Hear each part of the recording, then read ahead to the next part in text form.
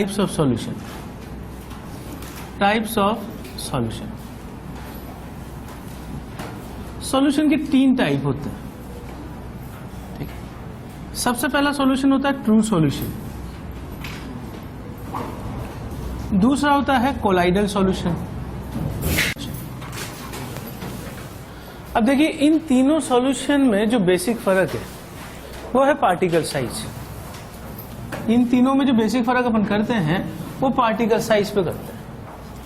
Particle size अगर हम यहां पे बोले ट्रू सॉल्यूशन में तो less than 1 nanometre.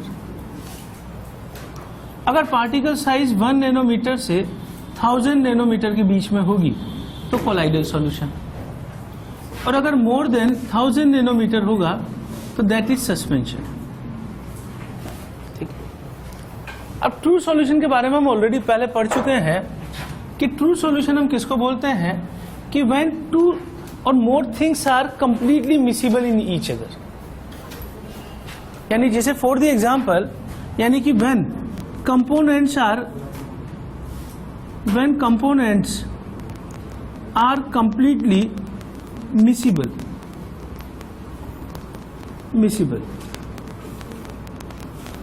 completely miscible है तो हम इसको बोल सकते हैं इट इज homogeneous mixture,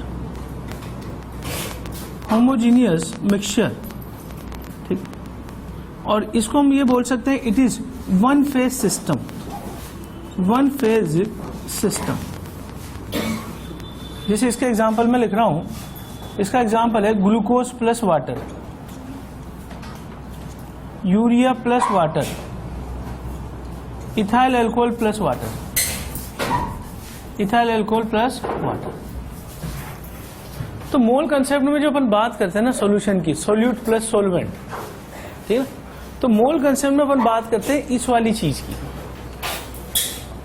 यानी अगर हम 2 कंपोनेंट्स को पूरी तरीके से मिक्स हो जाने चाहिए, जैसे अपन ग्लूकोज पाउडर को पानी में मिलाएं तो ग्लूकोज पाउडर पूरी तरीके से मिक्स हो जाता है पानी में, ठीक है ना। अगर आपने देखा हो तो ग्लूकोज पाउडर या चीनी को आप पानी में घोलो, बेस्ट एग्जांपल है, चीनी वैसे सॉलिड है और पानी में अगर आप मिला रहे हो तो सॉलिड प्लस लिक्विड का कॉम्बिनेशन हुआ, लेकिन चीनी पानी में पूरी तरीके से मिल जाती है, यानी कुछ देर बाद आप उसको घोल लो, ठीक है, तो वहां पर जो है चीनी बिल्कुल नहीं बचेगी, सॉलिड बिल्कुल नहीं बचेगा, और सिस्टम केवल एक ही फेज में आ जाएगा जो कि लिक्विड होगा, ठीक है ना। तो आप सॉलिड प्लस लिक्विड मिला रहे हो लेकिन अल्टीमेटली लास्ट में केवल लिक्विड ही है, ठीक है। तो ट्रू सॉल्यूशन की खासियत क्या है, it is one phase system. One phase मतलब समझ गए 3 फेज होते हैं, सॉलिड लिक्विड गैस। तो केवल सॉलिड हो, केवल लिक्विड हो या केवल गैस हो, 2 गैसों को हम आपस में मिलाएं तो 2 गैस आपस में हमेशा पूरी तरीके से मिक्स हो जाती है। 2 गैस पूरी तरीके से मिक्स हो जाती है तो हम उसको कभी भी इस कैटेगरी में नहीं रख सकते, ठीक है ना। अपन जब बात करें ट्रू सॉल्यूशन की तो ग्लूकोज प्लस वाटर, चीनी को हमने पानी में घोला, पूरी तरीके से मिक्स हो गई, वन फेज सिस्टम हो गया, पूरी तरीके से मिसिबल है, completely miscible with each other. और दूसरी बात होमोजीनियस मिक्सचर बोलेंगे इसे हम, ठीक है। अच्छा, मेन चीज किस पे डिपेंड कर रही है, पार्टिकल साइज। जब पार्टिकल साइज बहुत कम है तो पूरी तरीके से मिक्स हो जाएगा। इथाइल अल्कोहल प्लस वाटर, दोनों लिक्विड है, पूरी तरीके से मिक्स हो जाते हैं, ठीक है ना। Urea plus water, glucose plus water, ये सब इसके एग्जाम्पल है, ठीक है। अब अगर पार्टिकल साइज इससे थोड़ा सा बड़ा हो जाए तो that comes into colloidal solution, ठीक है। कोलाइडल सॉल्यूशन की खासियत ये है कि ये हेट्रोजीनियस है। हेट्रोजीनियस यानी कि पूरी तरीके से मिक्स नहीं हो रहा है, यानी हम मिला रहे हैं लेकिन मिलाने के बावजूद हम ये नहीं कह सकते कि वो पूरी तरीके से अपने आइडेंटिटी को लॉस्ट कर रहा है, ठीक है ना। जनरली ये क्या होता है, 2 फेज होता है। Generally it is multi phase,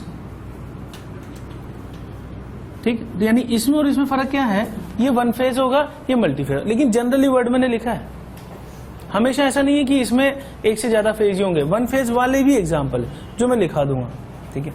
generally 1 phase system है, और इसके जो एग्जाम्पल है वो हम देख रहे हैं, जैसे गोल्ड पाउडर में ले लूं और उसको पानी में मिला दूं,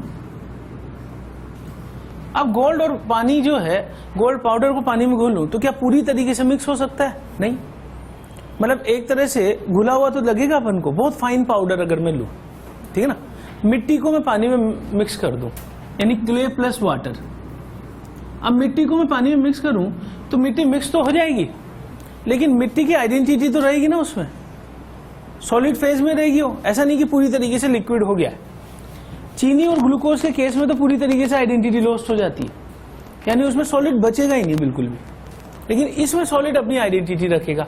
जैसे आप प्रोटीन पाउडर बनाओ, ठीक है ना, तो प्रोटीन प्लस वाटर, ठीक है ना, स्टार्च प्लस वाटर, यानी जैसे मान लीजिए हम आलू उबाल के उसको मैश करके आलू के पार्टिकल्स को पानी में घोल दें, ठीक है ना, या फिर आप गम का एग्जांपल ले लो, गम प्लस वाटर, ठीक है ना, gelatin plus water, gelatin plus water. तो ये वो सारे एग्जाम्पल हैं कि जिनमें वो पूरी तरीके से मिक्स नहीं होते, यानी अपनी आइडेंटिटी को रखते हैं, ठीक है ना। अब अगर मैं इन दोनों में फर्क देखूं, ठीक है, तो इसमें पार्टिकल्स आर नॉट विजिबल, ठीक है ना। जैसे इसमें एक पॉइंट और हम लिख सकते हैं कि particles are not visible, particles are not visible. Glucose को पानी में घोल दिया हमने, और उसके बाद मैं देखना चाहूंगा ग्लूकोज के पार्टिकल कहां पर है, नहीं दिखाई देंगे, ठीक है ना। अगर मान लो मैं बहुत फाइन इसमें प्रोटीन पाउडर घोल दूं तो प्रोटीन पार्टिकल भी नहीं दिखेंगे, ठीक है ना। दे आर ऑल्सो इनविजिबल, यानी इसका ये पॉइंट मैं इधर लिख रहा हूं इधर कि particles are not visible, are not visible,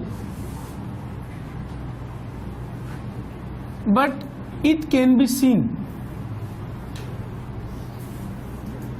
under, and it can be seen under light, या when light is passed, when light is passed। मैं अभी किसकी बात कर रहा हूं? मैं बात कर रहा हूं इसकी कोलाइडल सॉल्यूशन।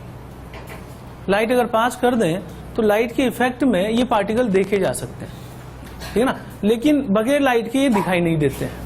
लाइट का मतलब क्या है वो मैं अभी समझाता हूं कि अगर मान लो जैसे इस कमरे में एयर है, ठीक है, अब इस कमरे में जो एयर है वो कोलाइडल सॉल्यूशन का एग्जांपल है, क्योंकि इस कमरे में एयर के साथ 10 पार्टिकल भी हैं। तो क्या इस कमरे में 10 पार्टिकल हमें दिखाई देते हैं? नहीं दिखाई देते। लेकिन अगर मान लो इस कमरे में बिल्कुल डार्कनेस कर दिया जाए और एक छोटे से छेद से रोशनी आ रही हो, ठीक है, तो जैसे ही रोशनी पड़ेगी 10 पार्टिकल पे वो हमें दिखाई देने लग जाएंगे, ठीक है ना।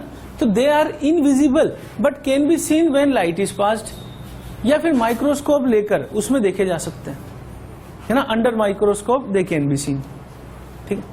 अब सस्पेंशन क्या हो गया? ये तो हो गया कि हेट्रोजीनियस हो गया कोलाइडल सॉल्यूशन। पार्टिकल साइज अगर 1000 नैनोमीटर से भी बड़ी हो जाए, ठीक है, तो उसमें क्या होगा कि particles can be scene even with naked eyes, ठीक। मतलब अगर हम नॉर्मल अगर देखना चाहें उन पार्टिकल्स को, बड़े पार्टिकल हैं तो आसानी से दिखाई देने लग जाएंगे। यहां पे जैसे इसका एग्जांपल मैं लूं, suspension of calcium chloride, suspension of CaCO3 in water, ठीक। कैल्शियम कार्बोनेट को अगर मैं पानी में घोलूं, calcium carbonate is insoluble salt, तो ये पानी में घुलता नहीं है, लेकिन फिर भी कैल्शियम कार्बोनेट को हम घोल के देखें थोड़ा सा अमाउंट में, ठीक है, तो कैल्शियम कार्बोनेट उसमें घुला नहीं है, उसके पार्टिकल दिखाई देंगे, जिसको अपन सिंपल बोलते हैं चूने का पानी। कैल्शियम कार्बोनेट पानी में जाके उसको घोले अपन तो वो तो बहुत कम अमाउंट में सोल्यूबल है, ठीक है ना, लेकिन फिर भी अगर अपन उसमें डाल दें तो पार्टिकल अपन को दिखाई देंगे आंखों से घूमते हुए। तो पार्टिकल अगर इतने बड़े हैं कि आंखों से दिखाई दे रहे हैं तो फिर वो किस कैटेगरी में आ जाएगा? सस्पेंशन। पार्टिकल अगर लाइट पास करने पे दिखाई दे रहे हैं या माइक्रोस्कोप के अंदर दिखाई दे रहे हैं, ठीक है ना, तो वो कोलाइडल सॉल्यूशन। और इतने छोटे हैं कि दिखाई नहीं दे रहे हैं इवन, तो फिर वो क्या हो जाएगा? True solution. ये बेसिक फर्क है तीनों का, समझ गए बात को। और इसमें हम कौन सी चीज पढ़ने वाले हैं, ये अपने सिलेबस के हिसाब से इंपोर्टेंट है, कोलाइडल, ये चीज हम पढ़ने वाले हैं। ठीक है। तो कोलाइडल सॉल्यूशन समझ लीजिए कि ये हेट्रोजीनियस है, जनरली मल्टी फेज है, जैसे gold plus water, clay plus water, protein plus water. घुल जाएगा लेकिन अपनी आइडेंटिटी को लॉस नहीं करेगा। सॉलिड है तो सॉलिड पड़ा रहेगा, प्रोटीन पाउडर है तो प्रोटीन पाउडर के पार्टिकल उसमें रहेंगे ही रहेंगे। समझ गए बात हो?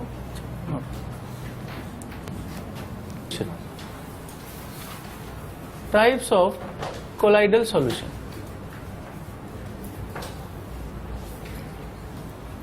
तो सबसे पहला जो मैं टाइप बोल रहा हूं, gas plus gas, it is true solution, not colloidal, not colloidal. इसको तो मैं एक्सक्लूड कर लूं कि दो गैसेस को हम आपस में मिक्स करें, ऑक्सीजन और नाइट्रोजन, पूरी तरीके से मिक्स हो जाती है। ठीक, तो जो चीज पूरी तरीके से मिक्स हो जाएगी वो कोलाइडल में नहीं आएगी। तो इसको तो हमने एक्सक्लूड कर दिया, गैस प्लस गैस को। सेकंड है सॉलिड प्लस सॉलिड। ये एग्जांपल है जैसे ग्लास, या फिर हम बोल दें अलोय। तो जितने अलोय हैं वो कोलाइडल सॉल्यूशन बन गए सॉलिड प्लस सॉलिड के।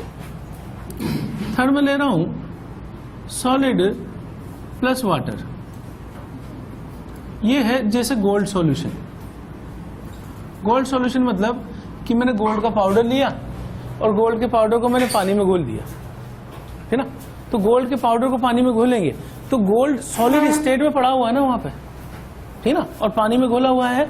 तो सॉलिड, इसको मैं ऐसे लिखूं, सॉलिड इन सॉलिड या सॉलिड इन वाटर। उल्टा भी लेंगे अपन, सॉलिड इन लिक्विड, ठीक है, उल्टा भी लेंगे लिक्विड इन सॉलिड, ठीक है। इसके बाद जो चौथा है वो है सॉलिड इन गैस। इसका एग्जांपल है डस्ट स्टॉर्म। डस्ट स्टॉर्म जैसे एयर, सिंपल एग्जांपल ले लें एयर। तो इस कमरे में जो एयर है वो तो गैस है, लेकिन इस कमरे में सॉलिड पार्टिकल भी पड़े हुए हैं, ठीक है ना, डस्ट पार्टिकल पड़े हुए हैं। तो वो पूरा कॉम्बिनेशन क्या कहलाएगा, डस्ट स्टॉर्म, यानी सिंपल डस्ट बोल सकते हैं हम, डस्ट इन एयर। पांचवा है अपने पास लिक्विड इन लिक्विड। अब देखो मैंने यहां पे ये नहीं लिखा है कि it is always multi phase. कुछ ऐसे एग्जाम्पल भी हैं जिसमें ये एक सिंगल फेज वाला है। लिक्विड इन लिक्विड का एग्जाम्पल है जैसे मिल्क, ठीक। छठा है इसमें लिक्विड इन सॉलिड, ठीक है। लिक्विड इन सॉलिड का एग्जाम्पल है जैसे चीज, या फिर हम ले लें शू पॉलिश, ठीक। तो सॉलिड लिया हुआ है अपने बेस में, क्रीम ले लें, ठीक है। तो क्रीम के बेस में सॉलिड है और उसमें लिक्विड पड़ा हुआ है, ठीक है। उसके बाद जो है लिक्विड इन लिक्विड ले चुके अपन, लिक्विड इन गैस। इसका एग्जाम्पल है फॉग या मिस्ट बोल दे, ठीक है ना। फॉग जो है वो एग्जाम्पल है कि लिक्विड इन गैस, ठीक है ना, पता ही है सबको ये, ठीक है ना। जैसे सर्दी के दिनों में जैसे वाटर पार्टिकल्स उसमें आ गए, तो मेनली तो वो फॉग जो है वो क्या है, मेनली तो गैस है, एयर है, और एयर में क्या पड़ा हुआ है, लिक्विड पड़ा हुआ है। तो ये भी किसका एग्जाम्पल हो जाएगा, कोलाइडल सॉल्यूशन का, ठीक है। एट्थ है इसमें, इसके बाद अपने पास कौन सा बच गया, गैस इन सॉलिड। इसका एग्जाम्पल है रबड़, ठीक है ना। तो रबड़ में आप देखो, रबड़ का जो होगा, रबड़ को अगर अपन देखें तो रबड़ में छोटे छोटे पोर्स में जो है गैस भरी होगी, तो गैस इन सॉलिड। और उसके बाद है gas in liquid. Gas in liquid का एग्जाम्पल है जैसे फोम या सॉप बबल। तो सॉप बबल जो है उसमें गैस जो है वो वाटर में मिक्स है, तो उसको हम इस कैटेगरी में रखेंगे। तो ये टाइप्स ऑफ कोलाइडल सॉल्यूशन है जिनमें से इसको तो हम एक्सक्लूड कर रहे हैं। ये तो ऑलवेज क्या होगा, होमोजीनस, ठीक है। और जनरली ये क्या होता है, मल्टी फेज, दो फेज दिखाई दे रहे हैं अपन को ये, ठीक है। लेकिन स्पेशल टाइप भी है जैसे लिक्विड इन लिक्विड या सॉलिड इन सॉलिड, ठीक है ना। तो ये अपने कोलाइडल सॉल्यूशन के एग्जांपल्स हैं।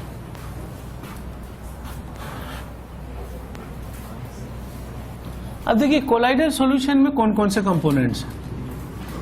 Components in colloidal solution, colloidal solution के हम दो पार्ट लेते हैं, एक डिस्पर्स फेज और दूसरा लेते हैं डिस्पर्शन मीडियम। मतलब ये वही चीज है जैसे ट्रू सॉल्यूशन में अपन किसको डिफाइन करते हैं, सॉल्यूट और सॉल्वेंट को। सेम वैसे यहाँ सॉल्यूट और सॉल्वेंट नहीं बोलते हैं, यहाँ डिस्पर्स फेज और डिस्पर्शन मीडियम बोला जाता है। जैसे डिस्पर्शन मीडियम, ठीक। तो जो वहां पे सॉल्यूट था उसको तो हम डिस्पर्स फेज बोलते हैं यहाँ एक तरह से, ठीक है। जो चीज घुल रही है वो डिस्पर्स फेज है और जिसमें घुल रही है वो डिस्पर्शन मीडियम। जैसे फॉर द एग्जांपल अगर मैं लूं प्रोटीन प्लस वाटर, ठीक है, तो वाटर जो है वो क्या कहलाएगा, डिस्पर्स फेज, डिस्पर्शन मीडियम, और प्रोटीन क्या कहलाएगा, डिस्पर्स फेज, ठीक है। तो घोलने वाला जो है वो मीडियम कहलाएगा और जो चीज घुल रही है वो फेज कहलाएगा। समझ गए बात को।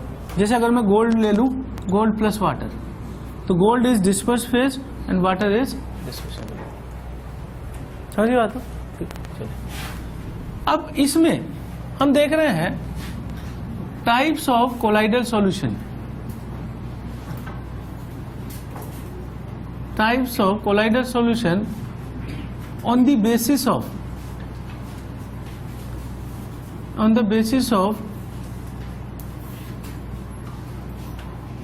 basis of easy of preparation, on the basis of preparation।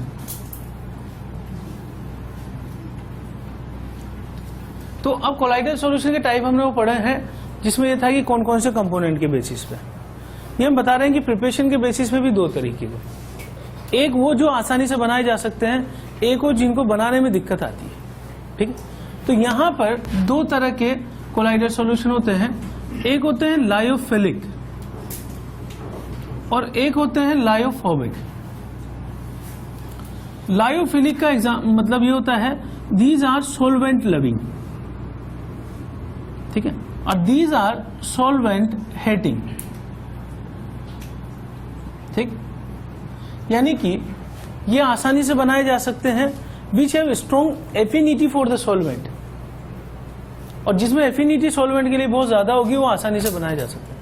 और सॉल्वेंट हेटिंग कि जो सॉल्वेंट में मिलना ही नहीं चाह रहे फिर भी अपन उसको तैयार कर रहे हैं किसी मेथड से, ठीक है। तो जैसे इसमें कौन कौन से एग्जाम्पल आते हैं, इसमें एग्जाम्पल आते हैं जैसे आप स्टार्च को पानी में घोल दो तो स्टार्च पानी में आसानी से घुल जाता है, प्रोटीन को आप पानी में घोल दो तो प्रोटीन पाउडर भी पानी में आसानी से घुल जाता है।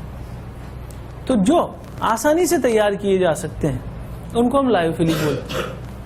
फिलिक वर्ड मतलब लविंग, ठीक है ना, एफिनिटी, ठीक है। और लायोफोबिक, फोबिक मतलब हेटिंग टेंडेंसी, है ना, फोबिया वाला जो वर्ड है वो यहाँ पे है। लायोफोबिक यानी सॉल्वेंट से डरने वाला, और लायोफिलिक जो एफिनिटी रखता है सॉल्वेंट की। लायो मीन्स सॉल्वेंट, ठीक, तो नाम से पता लग जाएगा सॉल्वेंट। अब ये कौन से सॉल्यूशन है, जैसे गोल्ड प्लस वाटर, ठीक है, या फिर sulphur solution, sulphur plus water. तो नॉर्मली ऑर्गेनिक कंपाउंड जो है वो सॉल्वेंट लविंग में आते हैं। ऑर्गेनिक कंपाउंड आसानी से पानी में घुल जाते हैं। घुलने का मतलब हम ये नहीं बोल रहे हैं कि पूरी तरीके से आइडेंटिटी लॉस्ट कर दें, क्योंकि अगर पूरी तरीके से घुले तब तो क्या बन जाएंगे वो ट्रू सॉल्यूशन, ठीक है ना। लेकिन बनाने का तरीका वो इजी है। इसमें क्या है, क्यों मिलना ही नहीं चाह रहा है, ठीक है। तो गोल्ड, अगर हम गोल्ड पाउडर को पानी में घोलें तो नहीं घुलेगा, ठीक है। इसी तरीके से सल्फर और वाटर जो है वो आपस में मिक्स नहीं। तो नॉर्मली इनऑर्गेनिक जो है वो इनऑर्गेनिक इस कैटेगरी में आते हैं और ऑर्गेनिक इस कैटेगरी में आते हैं। समझ गया। तो इनकी प्रॉपर्टीज हम देख रहे हैं क्या क्या है। Type of colloids on the basis of charge, basis of charge. Charge के बेसिस पे जो कोलाइड पार्टिकल्स हैं उनको हम दो कैटेगरी में बांट रहे हैं। एक तो कौन से कोलाइड है, पॉजिटिव, और एक है नेगेटिव कोलाइड। पॉजिटिव कोलाइड में आते हैं example oxides and hydroxides, an hydroxides, ठीक, जैसे SnO2 का मिक्सचर ले लूं या FeOH3 का मिक्सचर ले लूं, तो ये नेगेटिव कोलाइड, इसको हम डिटेल में आगे समझेंगे ये मैकेनिज्म कि चार्ज कैसे डेवलप हुआ है। नेगेटिव में आते हैं हैलाइड्स, ठीक, इसके अलावा जो है हैलाइड्स के अलावा नेचुरल कोलाइड्स। नेचुरल कोलाइड का मतलब ये होता है जैसे अपनी बॉडी में ब्लड एक एग्जाम्पल है नेचुरल कोलाइड का, ब्लड और क्ले, अगर हम पानी को मिला दें, पानी में मिट्टी मिला दें तो वो क्ले जो है वो नेगेटिव चार्ज रखता है, तो नेगेटिव कोलाइड जो है वो जनरली कौन से हैं, नेचुरल कोलाइड्स, ठीक है। हैलाइड्स और सल्फाइड्स भी जो है हम इसमें ले सकते हैं, ठीक, इसमें हैलाइड्स ही रहते हैं। चलो बांटा है लायोफिलिक और लायोफोबिक, और चार्ज के बेसिस पे पॉजिटिव और नेगेटिव। अब हम सबसे पहले देख रहे हैं लायोफिलिक, लायोफिलिक कोलाइड्स। इसका सबसे पहला पॉइंट ये होगा, they are easy to prepare, आसानी से घोले जा सकते हैं, आसानी से बनाए जा सकते हैं, ठीक है ना। और जो चीज आसानी से बनाई जा रही है हमें कह सकते हैं कि दे आर स्टेबल। जो चीज आसानी से नहीं बन रही है इसका मतलब वो अनस्टेबल है। रिएक्शन ज्यादा आसानी से कौन सी होती है, जिसमें प्रोडक्ट स्टेबल होता है, ठीक। तो अगर रिएक्शन हो रही है या घुलना हो रहा है इसका मतलब वो स्टेबल सॉल्यूशन बन रहा है, तो इट इज स्टेबल। दूसरा है कि it is reversible in nature, reversible in nature. अब इसका मतलब क्या है कि अगर मान लो हमने कोलाइडल सॉल्यूशन तैयार किया और हमने किसी तरीके से पार्टिकल्स को वापस सुखा लिए, जैसे गम है, गम का सॉल्यूशन कोलाइडल सॉल्यूशन एग्जांपल है, और वो किसमें आता है, लायोफिलिक में। अगर आपने गम को सुखा लिया और पाउडर इकट्ठा कर लिया, अब उस पाउडर को वापस अगर आप पानी में घोलोगे तो आसानी से फिर से घुल जाएगा।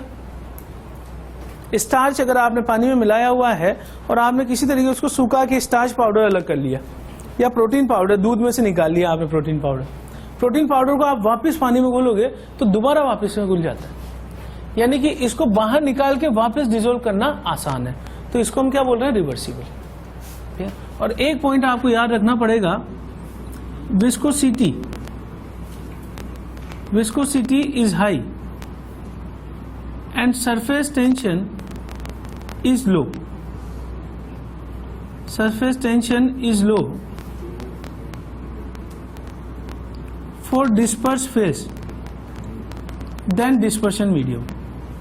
ये पॉइंट आपको याद रखना पड़ेगा।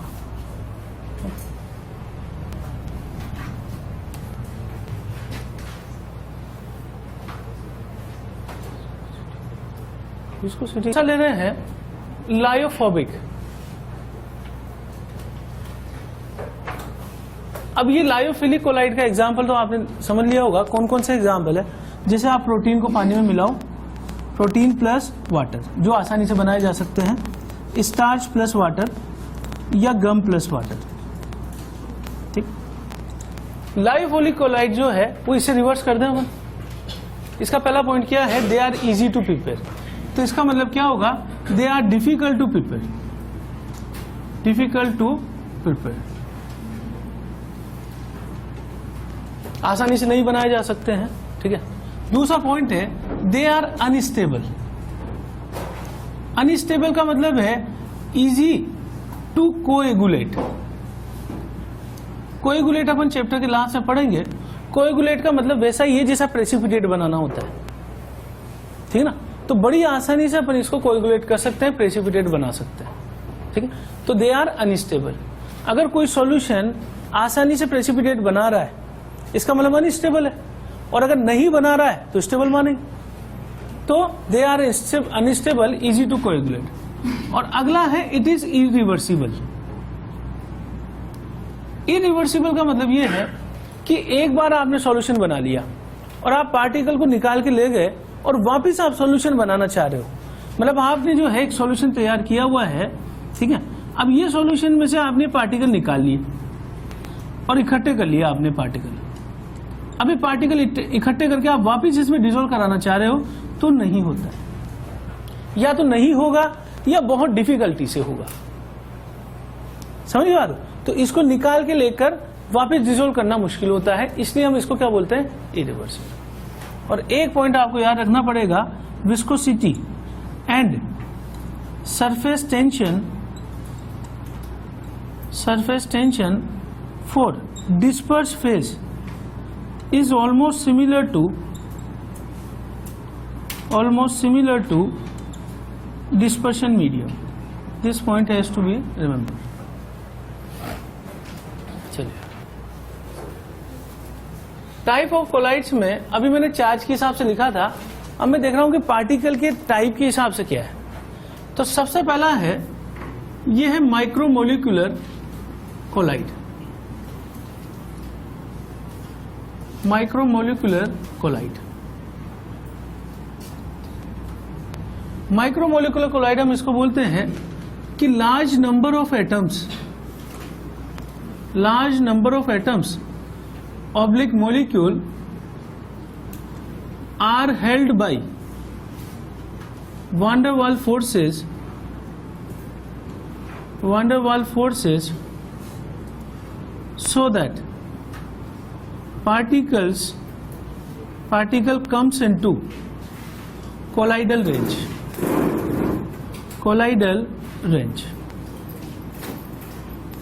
अब इसका क्या मतलब है वो समझ रहे हैं। इसका एग्जाम्पल है, सबसे पहले तो गोल्ड, और दूसरा एग्जाम्पल है एसिड सल्फर। अब ऐसा होता है कि अगर मैं केवल गोल्ड का एक एटम लूं तो एक एटम तो जो है वो बहुत ही छोटा होगा, जबकि मुझे पार्टिकल का साइज कितना चाहिए, 1 नैनोमीटर से 1000 नैनोमीटर। तो इसमें क्या होता है कि गोल्ड और सल्फर वाले केस में, कि गोल्ड के बहुत सारे एटम अगर मैं ले लूं इस तरीके से, तो वान डेर वाल फोर्सेस से यहां पर जो है आपस में बंधे हुए रहेंगे और ये पूरा एक बड़ा पार्टिकल बन जाएगा, जो किस रेंज में आ जाएगा, कोलाइडल में। सिमिलरली सल्फर के भी मैं पार्टिकल्स ले लूं तो कई सारे सल्फर मिलकर, ये ऐसा नंबर नहीं है 2 या 4, ये है कि लाखों करोड़ों जो है मॉलिक्यूल या एटम आपस में क्लब हो गए, और क्लब हो गए उन्होंने एक बड़ा पार्टिकल बना दिया। तो माइक्रोमोलिकुलर हम इसलिए बोल रहे हैं कि जब मॉलिक्यूल इतना छोटा है कि वो सफिशिएंट नहीं है कोलाइडल रेंज के लिए।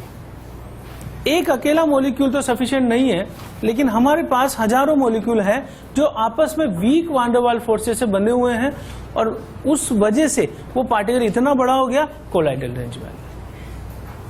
ठीक है, वान डेर वाल फोर्सेस के साथ हम जो है मेटेलिक फोर्स भी लिख सकते हैं कि मेटेलिक फोर्स, जैसे गोल्ड के केस में क्या होगा, मेटेलिक फोर्स। तो गोल्ड का पार्टिकल मैं पानी में घोल रहा हूं, तो अकेला जो पार्टिकल मैं देख रहा हूं ना, वो अकेला पार्टिकल, उसमें लाखों करोड़ों गोल्ड के एटम्स हैं, और वो आपस में किस बॉन्ड से जुड़े हुए हैं, मेटेलिक बॉन्ड से।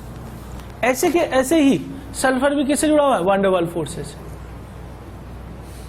समझ गए बात? तो मॉलिक्यूल का साइज बहुत छोटा हो तो हम उसको क्या बोलेंगे, माइक्रोमोलिकुलर कोलाइड। और बहुत छोटा है तो फिर बहुत सारे मिलकर एक बड़ा पार्टिकल बना रहे होंगे, और उनके बीच में जनरली कौन सा फोर्स होगा, वान डेर वाल फोर्स, जो कि वीक फोर्स मानते हैं, या तो वान डेर वाल होगा या मेटेलिक होगा। समझ गए बात को? ठीक है। मैक्रोमोलिकुलर कोलाइड,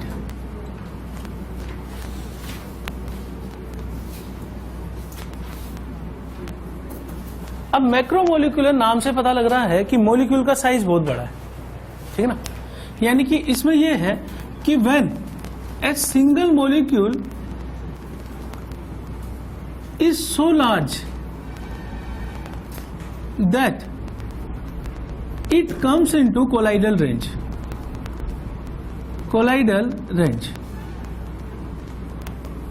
और ये कब होगा, when molar mass is very very high, when molar mass is very very high, मतलब ये 1000 या लाख तक हो सकता है। फॉर द एग्जाम्पल ये किसके लिए है, जैसे हम ले लें स्टार्च, या हम ले लें प्रोटीन, या हम ले लें सेलुलोज। इनकी क्या खासियत है कि अगर मान लो, सपोज करो मैं गोल्ड का मोलर मास लूं 200 के आसपास, सल्फर एसिड ले लूं 8 × 32, इतना मोलर मास होगा 200 के आसपास, ठीक है, 200 मोलर मास है।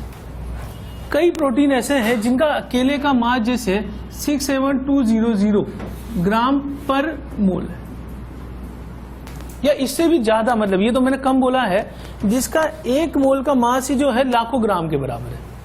यानी कि उसका एक पार्टिकल ही जो है वो एक पार्टिकल ही इतना लार्ज है कि वो अकेला ही सफिशिएंट है कोलाइडल रेंज में आने के लिए। बात को समझना आप, कि मान लो कोलाइडल रेंज ये हो, सपोज कर, अगर पार्टिकल साइज बहुत छोटा है तो वो काफी सारे मिलकर किसी वांडरवाल फोर्स से बंधे हुए हैं और काफी सारे मिलकर एक बड़ा पार्टिकल आए और इस रेंज में आ गए।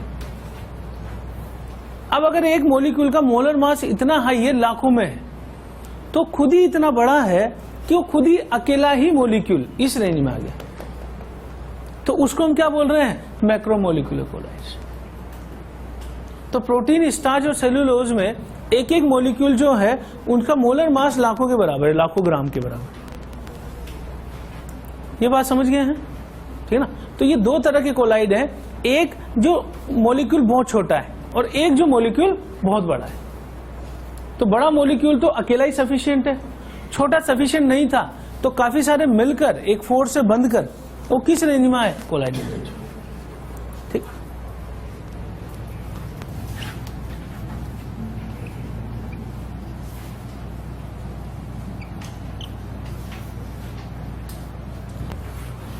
इसका तो कुछ मिला नहीं ना तुम्हें सरफेस केमिस्ट्री का। एसोसिएटेड कोलाइड, एसोसिएटेड कोलाइड या इसका दूसरा नाम है मिशेल। दो पार्टिकल तो अपन पढ़ चुके हैं, माइक्रोमोलिकुलर, मैक्रोमोलिकुलर, छोटा पार्टिकल और बड़ा पार्टिकल। एसोसिएट कोलाइड जो है वो इन दोनों का मिक्सचर है। मतलब कैसे है कि व्हेन पार्टिकल या कंपाउंड इज डिसॉल्व्ड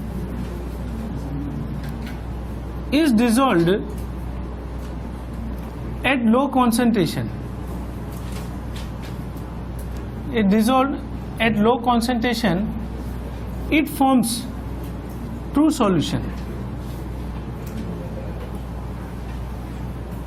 यानी पार्टिकल साइज छोटा है और कम कॉन्सेंट्रेशन में अपन डिसॉल्व करवा रहे हैं, कम कॉन्सेंट्रेशन पे ये ट्रू सॉल्यूशन की तरह बिहेव कर रहा है। But when concentration is increased, but when concentration is increased, हम कॉन्सेंट्रेशन बढ़ाते जा रहे हैं, तो कॉन्सेंट्रेशन बढ़ाने पे क्या होगा, मॉलिक्यूल्स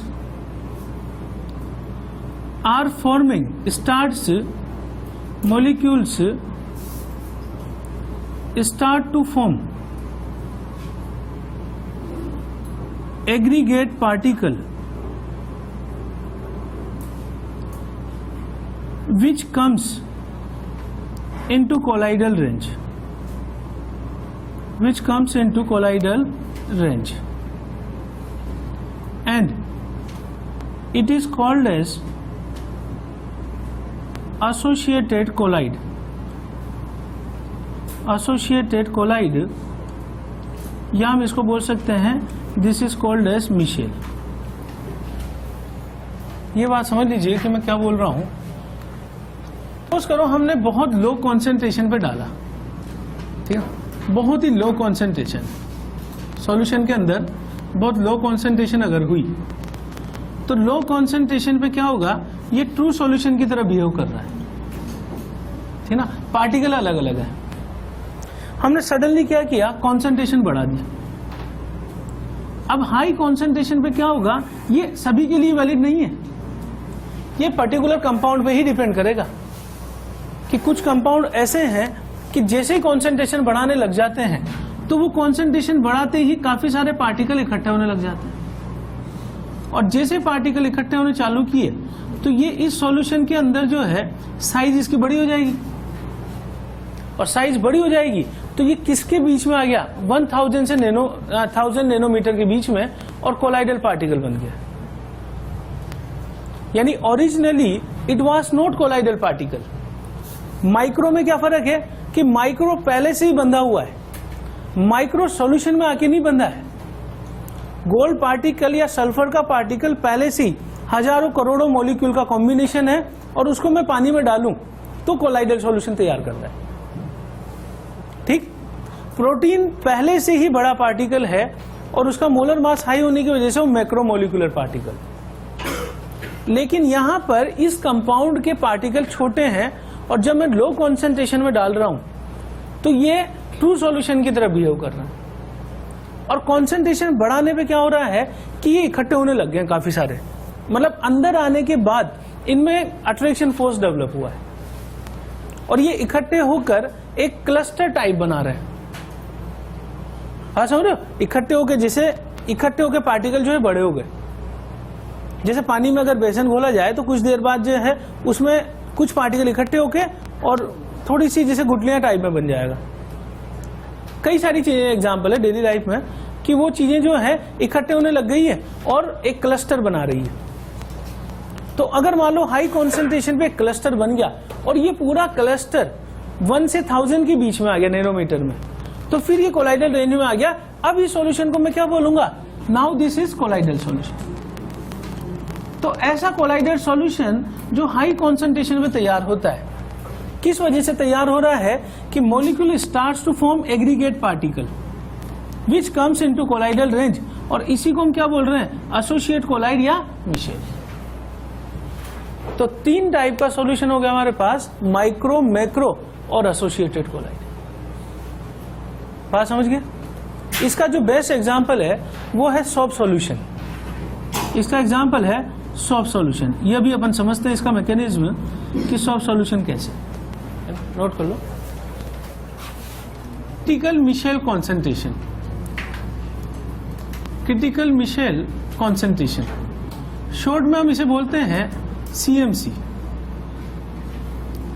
तो CMC है, it is minimum concentration required to form micelle. यानी ऐसा होगा, एसोसिएटेड कोलाइड में अपन सारी चीज किस पे डिपेंडेंट बोल रहे हैं, कॉन्सेंट्रेशन। लो कॉन्सेंट्रेशन पे ट्रू सॉल्यूशन है और हाई कॉन्सेंट्रेशन पे कोलाइड बन गया। तो इन दोनों के बीच में कोई ना कोई रेंज ऐसी आएगी ना जब मिशेल बनना स्टार्ट हुआ है। तो जिस पॉइंट पर जिस कॉन्सेंट्रेशन में मिशेल बनना स्टार्ट होगा उस कॉन्सेंट्रेशन को बोलते हैं क्रिटिकल मिशेल कॉन्सेंट्रेशन। और दूसरा है क्राफ्ट टेम्परेचर। क्राफ्ट टेम्परेचर ये होता है, it is minimum temperature, it is minimum temperature at which formation of Michel starts। तो ये 2 चीजें हैं जो इसके लिए डिफाइन करते हैं अपन एसोसिएटेड कोलाइड के लिए।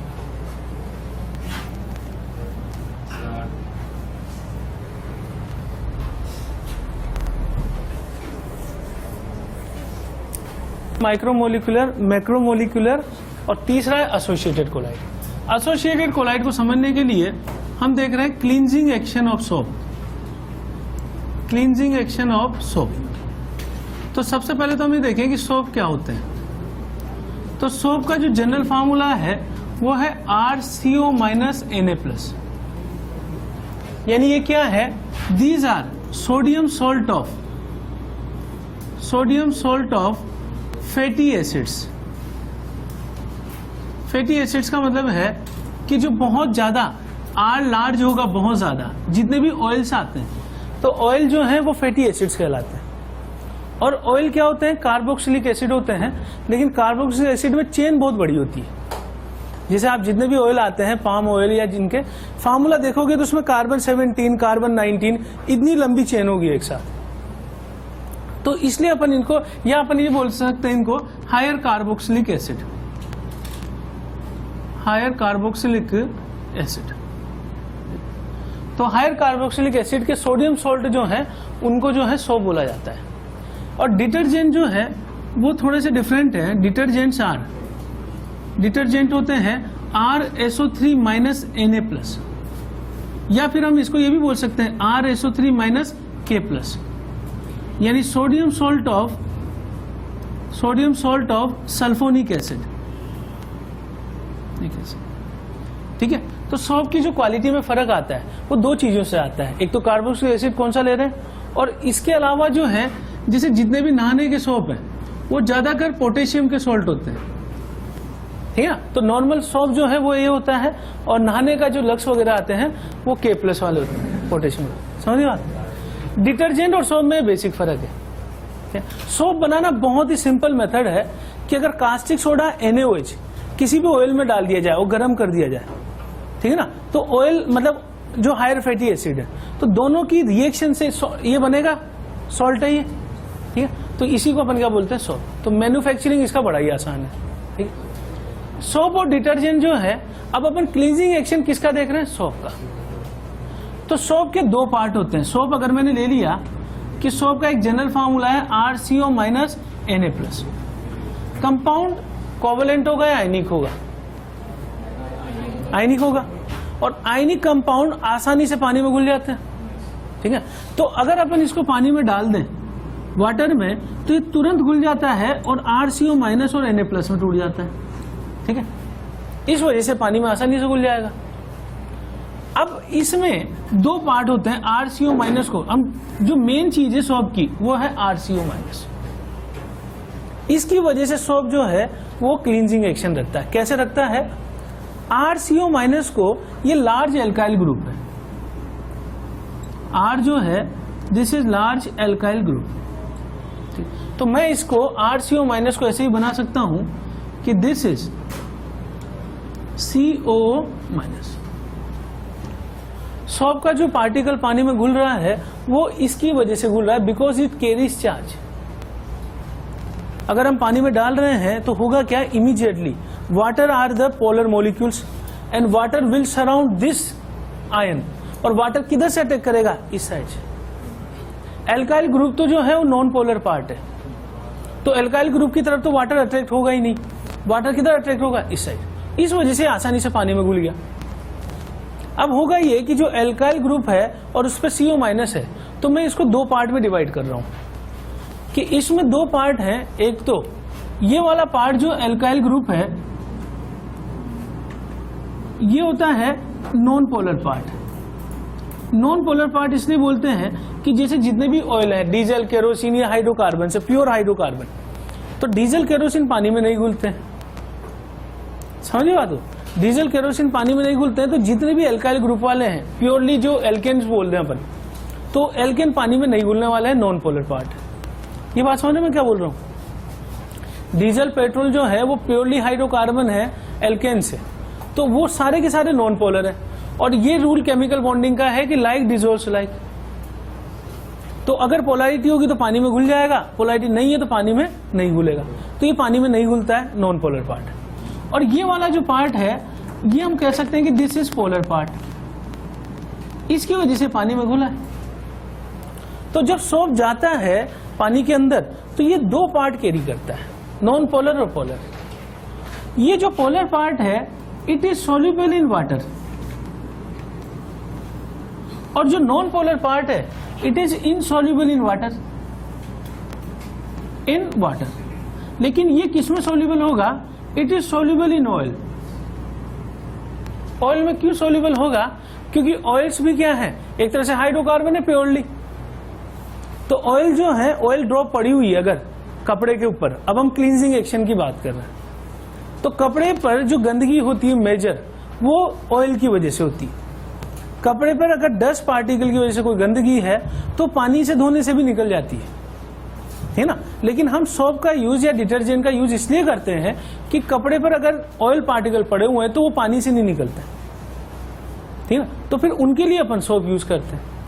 तो सोप का काम क्या है, उस ऑयल पार्टिकल को वहां से हटा लेना, ठीक है ना, जो कि पानी से नहीं निकल रहा था। तो अब वो क्लींजिंग एक्शन कैसे करता है वो समझ रहे हैं, ठीक है। यहां तक नोट करो। कीजिए कि क्लॉथ हमारे पास है और क्लॉथ को हमने पानी में जो है डिप किया हुआ है और इसके ऊपर ऑयल ड्रॉप पड़ी हुई है। इस ऑयल को हटाने के लिए हम इसमें सोप मिला रहे हैं, ठीक। अब सोप इसको कैसे हटाएगा कि अगर मान लो मेरे पास एक ऑयल ड्रॉप है, तो इस ऑयल ड्रॉप में अगर हम वहां से वो वाला पार्ट ला रहे हैं, सोप का जो पार्ट है, कार्बन जो आयन पार्ट है RCO-, उसमें एल्काइल पार्ट इसमें घुल जाएगा। यानी कि इस तरीके से यहां से CO- काफी सारे पार्टिकल इसमें डिसोल्व हुए और ये इस तरीके से बन जाएगा। इसका रीजन समझ रहे हैं आप कि यहां पे हर 100 के पार्टिकल में 2 पार्ट हुआ करते थे, एक तो एल्काइल पार्ट हुआ करता था, एक आयन पार्ट हुआ करता था। ये पानी में सोल्यूबल है और ये ऑयल में सोल्यूबल है। क्यों? क्योंकि ये भी हाइड्रोकार्बन है, ये भी हाइड्रोकार्बन है। लाइक डिसोर्स लाइक को कंसिडर करें तो ये आसानी से इसमें घुल जाता है। अब जब ये घुल गया इसमें तो काफी सारे पार्टिकल इकट्ठे हो गए, तो ये पूरा एक पार्टिकल, लार्ज पार्टिकल बन जाता है, जिसको मैं नाम दे दूं एसोसिएटेड कोलाइड, या इसको हम नाम दे दें मिशेल। अब क्या होगा कि सोप में इस तरह के बहुत सारे पार्टिकल हो जाएंगे अगर कपड़े में गंदगी है तो, ठीक है ना। तो अगर आपने देखा हो तो जैसे कपड़े को अपन भिगो के रख दें डिटर्जेंट में या सोप सॉल्यूशन में, तो कुछ टाइम बाद जो है उसमें ऊपर की तरफ एक प्रेसिपिटेट जैसा कंपाउंड हो जाता है। अगर आप शुरू में सोप को घोलोगे, अगर आप सोप सॉल्यूशन को ले लो पानी में, नॉर्मल कपड़ा उसमें नहीं है, तो आराम से एक सॉल्यूशन बन जाता है ट्रांसपेरेंट, उसमें झाग नहीं होंगे बिल्कुल भी। मतलब मैं किसकी बात कर रहा हूं, जैसे डिटोल अपन हैंड वॉश करते हैं ना, तो वो थोड़ा सा पानी में घोल के अपन देखें तो पूरी तरीके से मिक्स हो जाएगा वो, समझिए बात। लेकिन अगर अपन उसी सॉल्यूशन में ऐसा कपड़ा डुबो दें जिसमें गंदगी पड़ी हो, यानी ऑयल पड़ा हो, और फिर हम उसको हिलाएं, तो उसमें ऊपर की तरफ एक प्रेसिपिटेट सा जम जाता है। कपड़े धोते समय भी अगर देखा हो तो व्हाइट कलर का एक कंपाउंड जो है वो ऊपर की तरफ, लेयर की तरफ, प्रेसिपिटेट की तरफ होता है, प्रेसिपिटेट की तरह। अगर कभी देखा हो तुमने ये चीज, प्रैक्टिकल चीज है, अगर इमेजिन कर पा रहे हो तो। मैं जो कह रहा हूं बात समझ में आ रही है तुमको? कपड़े को अगर रात भर बाल्टी में डुबो के जब आप निकालते हो पानी की सहायता से, तो आपने देखा होगा कि पानी के ऊपर एक व्हाइट कलर का जो है प्रेसिपिटेट सा आ जाता है। तो व्हाइट कलर का प्रेसिपिटेट कैसे आया है? वो ऐसे आया, मतलब हुआ क्या है कि कपड़े पर ऑयल की ड्रॉप्स थी, ऑयल की ड्रॉप में कौन सा पार्ट घुल गया? Alkyl part. पहले ये पार्टिकल अलग था, ये अलग थे, और एक ट्रू सॉल्यूशन जैसा बिहेवियर कर रहा था। लेकिन जैसे ही ये काफी सारे इकट्ठे हुए, हाई कॉन्सेंट्रेशन हुई, तो हाई कॉन्सेंट्रेशन में ये इकट्ठे होकर एक बड़ा पार्टिकल बना दिया।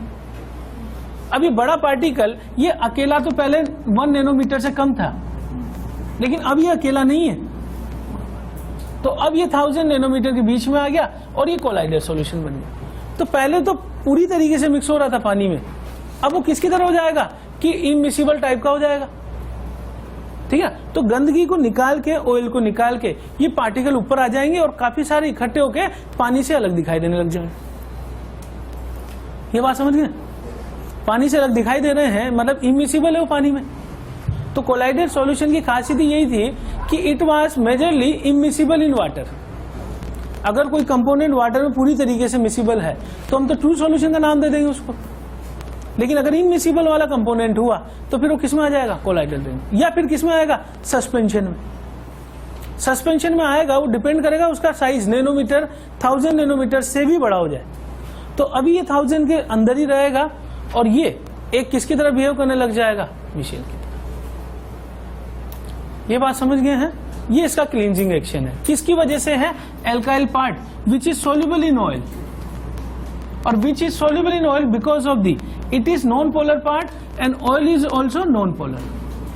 नॉन पोलर ऑयल क्यों है? क्योंकि हाइड्रोकार्बन है प्योरली। समझ गए बात? अब इसमें जेई ने एक क्वेश्चन पूछा हुआ है। जेई का क्वेश्चन ये था, अब मैं ये बोलूं कि अगर मान लो मैं दो में कंपेयर कर रहा हूं, एक सोप इस तरीके का है और एक सोप है इस तरीके का, बताइए आसानी से मिशेल कौन बनाएगा? आसानी से मिशेल कौन बना सकता है? ये वाला, ठीक ना भाई। जैसे मान लो इसका साइज तो छोटा है, ये 1000 चाहिए तो ये 100 ही चाहिए, ठीक है। तो अगर मैं बोलूं कि रिक्वायर्ड कॉन्सेंट्रेशन किसके लिए कम चाहिए, इसके लिए रिक्वायर्ड कॉन्सेंट्रेशन CMC लो होगा और इसके लिए CMC हाई होगा। इसका मतलब मैं एक सीधा रिलेशन लिख रहा हूं कि CMC is inversely proportional to length of R group, alkyl group. इस पे जेई ने एक क्वेश्चन पूछा था। क्वेश्चन क्या था कि मान लीजिए काफी सारे हाइड्रोकार्बन है, जैसे C15HCO माइनस Na+।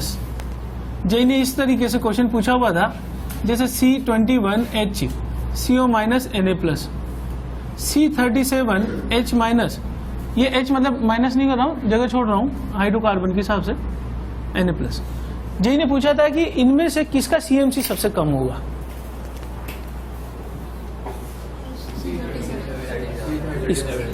ये जेई का क्वेश्चन था इसी, ठीक है ना। मतलब एग्जैक्ट तो मैंने लिखा नहीं है, पर इसी तरह का क्वेश्चन था, देख लेना आप।